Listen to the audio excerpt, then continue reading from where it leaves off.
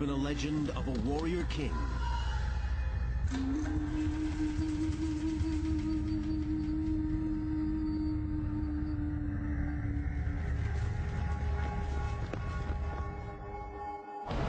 This kind of opportunity only comes once in 10,000 years. There's only one way for Qin to survive, and that is to conquer!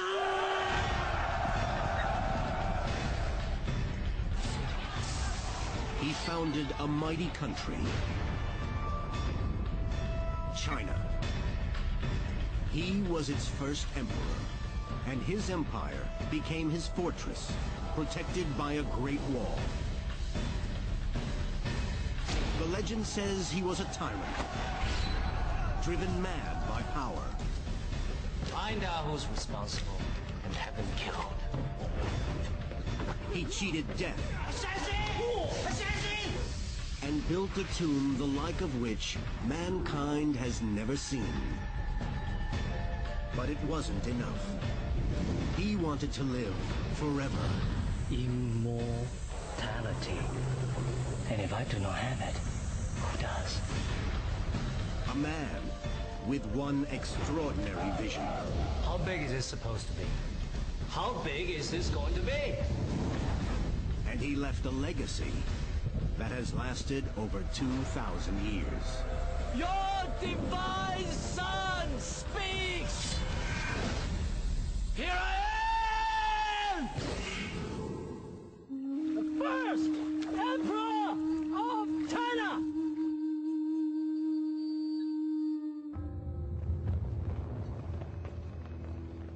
When the first emperor was laid to rest, the legend says he was the most powerful man on Earth.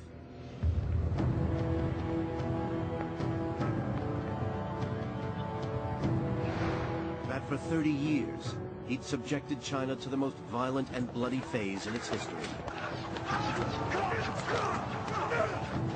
Yet achieved the impossible. He unified a people.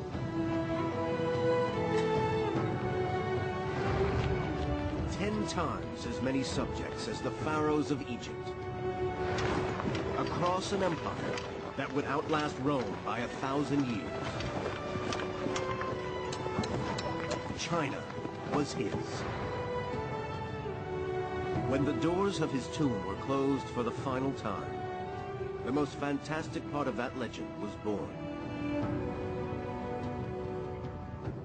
The great ruler, it said, was sealed in a bronze model of his world, at the heart of the largest mausoleum on Earth,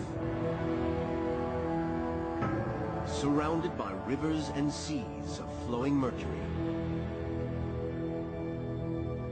And so the legend remained for over 2,000 years.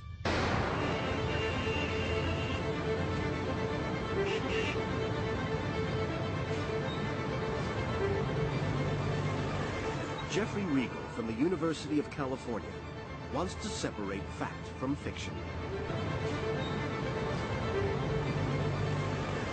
Jeffrey Regal from the University of California wants to separate fact from fiction. He has come to China to examine the latest research on the first emperor. Unlocking the truth behind one of the world's greatest legends. What we knew from these early stories, from these legends, was the tale of a person who seemed from those sources to be larger than life, almost impossibly large as a real figure, as an historical figure. Even though we knew that, of course, he had indeed accomplished the unification of the empire. How did he do it? How did it come about? How could such an enormous historical personage exist? Here I am! Oh, heaven! The reality of the emperor's life has long been shrouded in mystery. For 2 millennia, the only detailed information came from a single written history compiled 100 years after his death. The Shi Ji, the records of the grand historian Sima Tian, the foundation of the legend. It's an entire world that Sima Tian has recreated for us. But for 2,000 years, all we had was this text. Then in 1974, archaeologists found the Terracotta Army. It stunned the world. And the greatest archaeological find of the 20th century became the first real physical substance to the legend.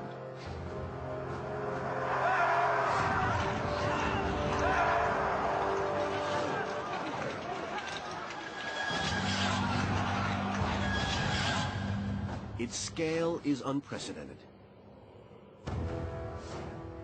Terracotta figures were known about from other burial sites, but never on this scale. Never life-size, or in such incredible detail.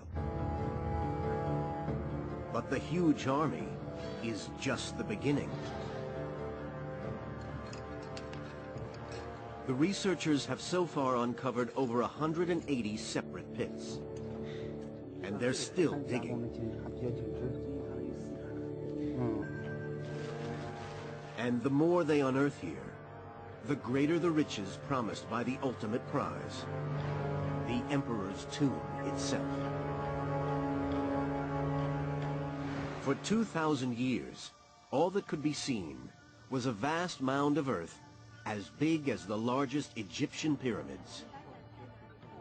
Now, Professor Jeffrey Regal is hoping that new experimental archaeology will unlock the secrets of the tomb and finally reveal the truth behind the legend of the Emperor.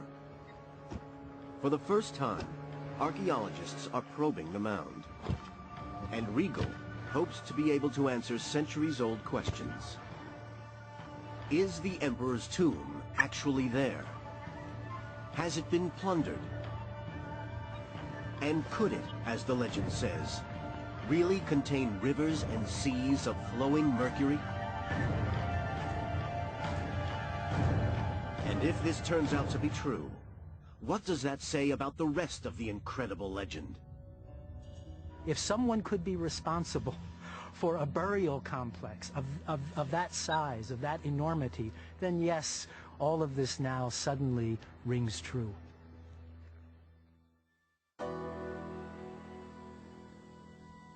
The first emperor shows little sign of greatness the day he becomes king of the western Chinese state of Qin. It's 247 BC, and the omens aren't good. The previous king of Qin has lasted just 3 years. Majesty, the king is dead.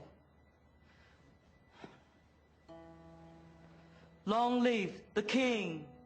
King Ying Zheng is barely 13 years old. Already the sharks begin to circle, hungry for power. And caught up at their heart is his own mother. My dear boy, I'm so sorry. But The queen has a longtime lover. The last king's advisor, Lu Bue. we are here for you.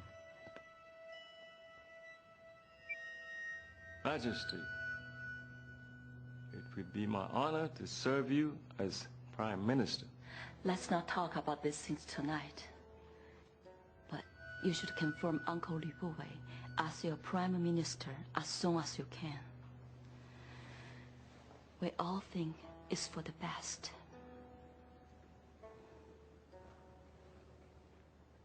Sleep now. Good night. I shall serve you and guide you as a father.